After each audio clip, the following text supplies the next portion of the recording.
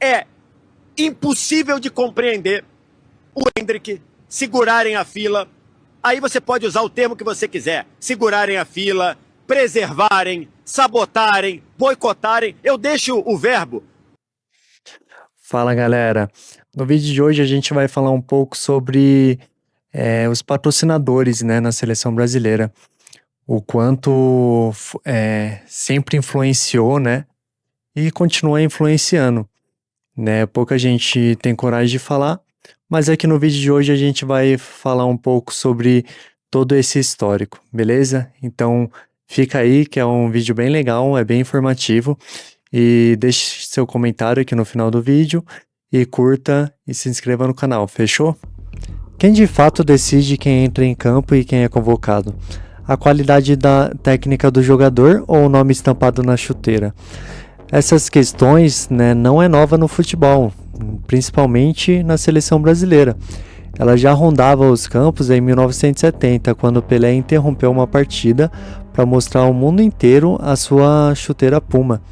Reapareceu em 1998, quando o Ronaldo Fenômeno entrou em colapso antes da grande final do Brasil derrotado, né, por 3-0.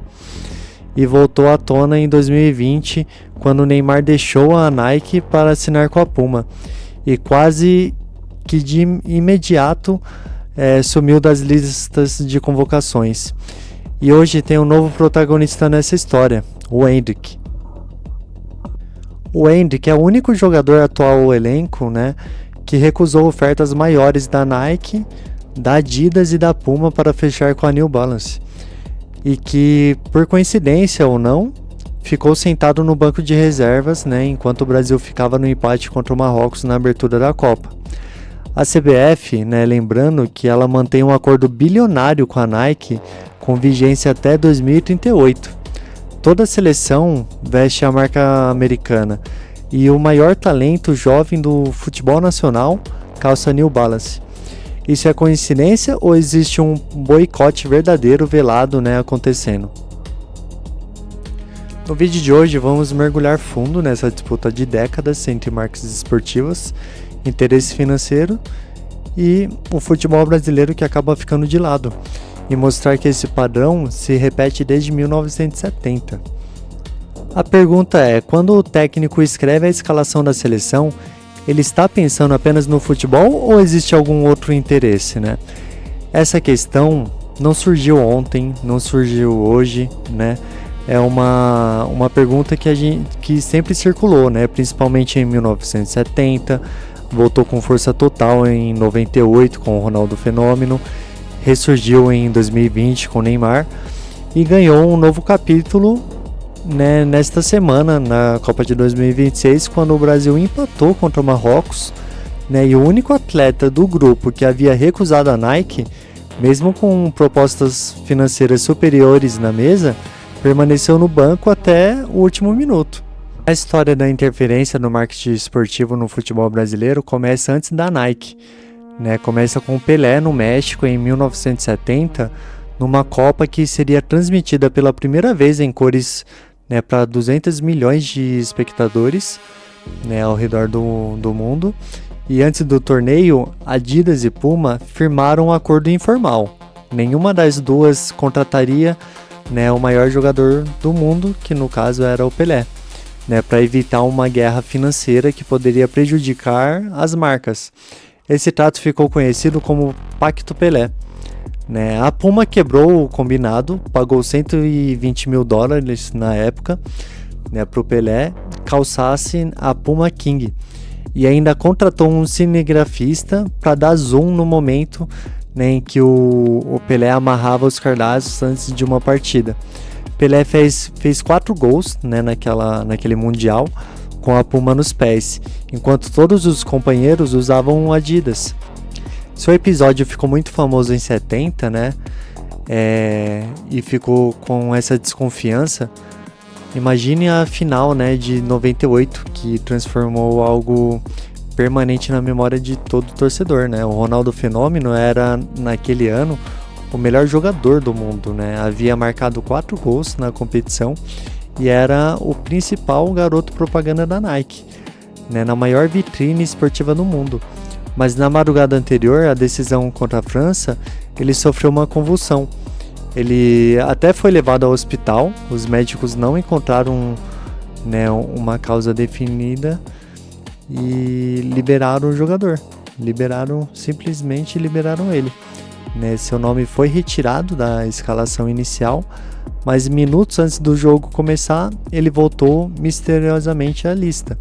Né, o Brasil foi derrotado, né, por 3-0, com o Ronaldo irreconhecível em campo. Para vocês terem noção, o Congresso Brasileiro instalou uma CPI para apurar a suposta interferência da Nike, né, que mantinha um contrato com a CBF que tinha que ter 8 titulares em jogos, né, organizados pela marca. O Ronaldo foi convocado a depor e se recusou a revelar os detalhes do seu contrato pessoal com a Nike. Né, a CPI encerrou sem um relatório final, sem conclusão, né, oficial. Nada foi formalmente comprovado, mas a pergunta ficou suspensa, né? Até hoje tem essas dúvidas, né? O jogador visivelmente estava abalado, né? Foi escalado porque a maior estrela da Nike não poderia ficar de fora da maior vitrine do mundo, né? Que é a Copa do Mundo. A partir de 1996, quando a Nike assinou, né, seu primeiro contrato com a CBF, 220 milhões de dólares em 10 anos. Né, o futebol brasileiro formou uma geração inteiramente alinhada à marca. Né, o Ronaldinho Fenômeno, Ronaldinho Gaúcho, o Kaká, né, os 3 garotos propagandas da Nike eram os protagonistas, né, absoluto da seleção. E os 3 dominaram bola de ouro em sequência, que foi o Ronaldo em 2002, Ronaldinho em 2004 e 2005 e o Kaká em 2007. Nesse mesmo período, jogadores igualmente talentosos, né, com outras marcas no pé, raramente receberam um protagonismo equivalente. Né? Um exemplo é o Adriano Imperador. Na sua melhor fase usava Adidas e jamais foi reconhecido, né, jamais teve o mesmo tratamento comercial que o trio. Né, o Robinho, que era ícone da Nike, acumulou convocações e oportunidades que surpreenderam mais. Não é possível afirmar que existia um boicote formal e documentado, mas a coincidência entre quem brilhava e quem ficava na sombra da seleção, né, durante a era ouro da parceria da Nike, né, ficava nítido. Se o caso de 98 ficou sem conclusão final, o do Neymar, né, tem dados mais recentes e perturbadores. Né? Em agosto de 2020, a Nike encerrou, né, o contrato de 15 anos com o jogador, alegando que ele não colaborou em uma investigação interna sobre uma denúncia grave. Né? A equipe do atleta negou e afirmou que o rompimento foi puramente comercial. Né? Semanas depois, o Neymar assinou com a Puma pelo maior contrato individual da história do futebol. Né? Então, desde então, sob o comando de Ancelotti, né, seu nome simplesmente desapareceu das listas. Né? Mais de 10 chamadas seguidas sem ele. Né? O maior artilheiro da história da seleção, com 79 gols em 128 partidas, sumiu das chamadas. Né? Tudo bem, ele teve problemas físicos reais, né? A lesão no joelho em 2023 foi grave, mas o próprio auxiliar, né, do Ancelotti publicamente, né, falou que o Neymar teria chance, né, de disputar a Copa do Mundo. O Mbappé, o ex-companheiro dele no PSG, declarou que não conseguia imaginar um Mundial sem ele.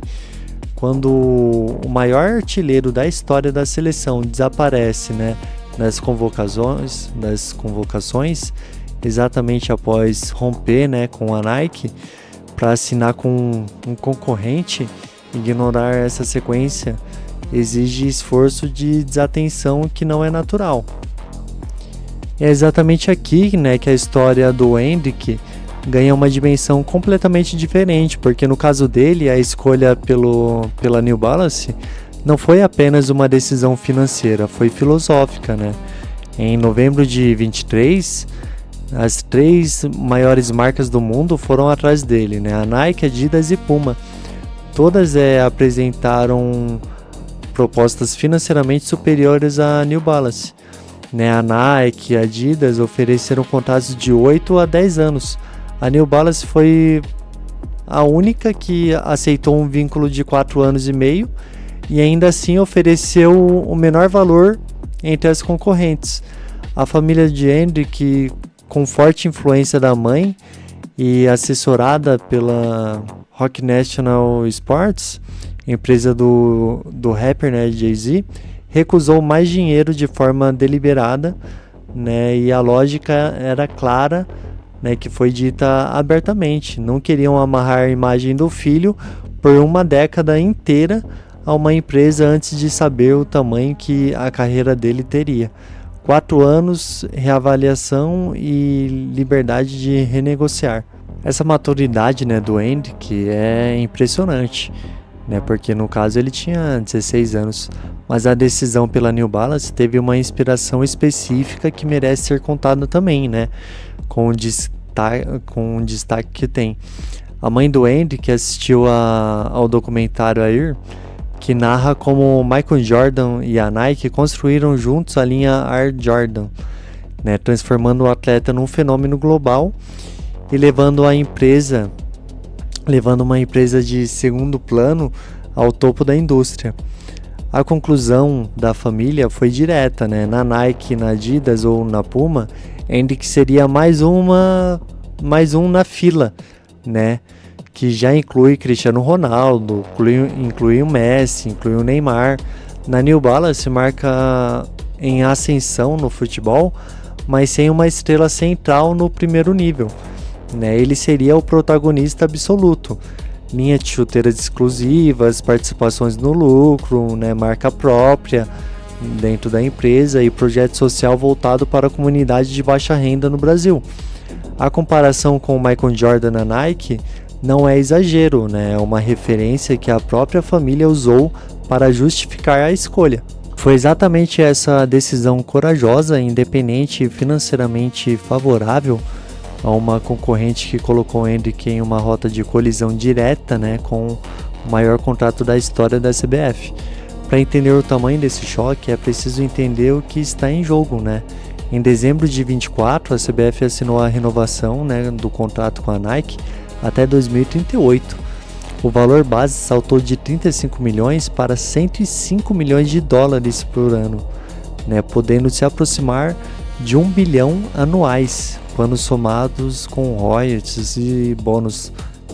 Pela primeira vez na história, a CBF também terá participação na venda de camisas e no licenciamento do produto. Então, para que a Nike justifique um investimento desse porte, a seleção brasileira precisa continuar sendo a vitrine mais valiosa do mundo, E o rosto dessa vitrine precisa calçar a Nike. O problema é que o rosto mais comentado do futebol brasileiro não apenas recusou a Nike, recusou mais dinheiro dela, para assinar com a concorrente. Toda vez que o Hendrick marca gol e a câmera foca no pé dele, a New Balance ganha visibilidade gratuita numa vitrine que a Nike pagou 1 bilhão, 1 bilhão por ano praticamente. Isso não é um detalhe, acaba sendo uma guerra no mercado valendo bilhões. Os números do Hendrick no ciclo dessa Copa não deixam espaço para debate técnico honesto. Na estreia da Copa do Mundo, contra o Marrocos, com o placar empatado, com o time precisando de alguém, para resolver o jogo, o jogador com a melhor média de gols do grupo ficou no banco, até o apito final. A única variável concretamente diferente entre o Lyon, onde ele é protagonista, e a seleção onde ele aguarda no banco, é o contexto comercial. No Lyon não existe contrato bilionário com a Nike, na seleção existe. Então a teoria do boicote não se manifesta apenas no banco de reserva. Ela aparece em camadas dentro do vestiário, difíceis de enxergar de fora, mas fáceis de sentir. E em 2024, o Hendrick declarou publicamente que o estilo de jogo de Bellingham, ou inspirava, né? Mais do que o Neymar, né? Para quem conhece os bastidores de um vestiário da seleção, essa frase foi muito mais, né, do que uma preferência pessoal. Foi uma declaração que desafiou uma hierarquia informal que ainda é muito grande, né, na seleção. Então há relatos também de episódios nos treinos em que o Endrick recebeu entradas duras, né, de jogadores mais experientes, e a resposta dele foi sempre, né, a mesma: levantou, pegou a bola e continuou.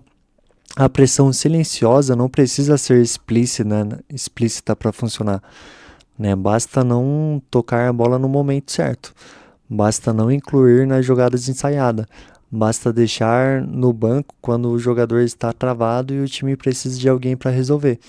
Não há registro, não há reuniões secretas, não há provas documentais, mas o padrão acumulado ao longo das convocações, treinos e jogos conta uma história que vai muito além, né, de um caso isolado.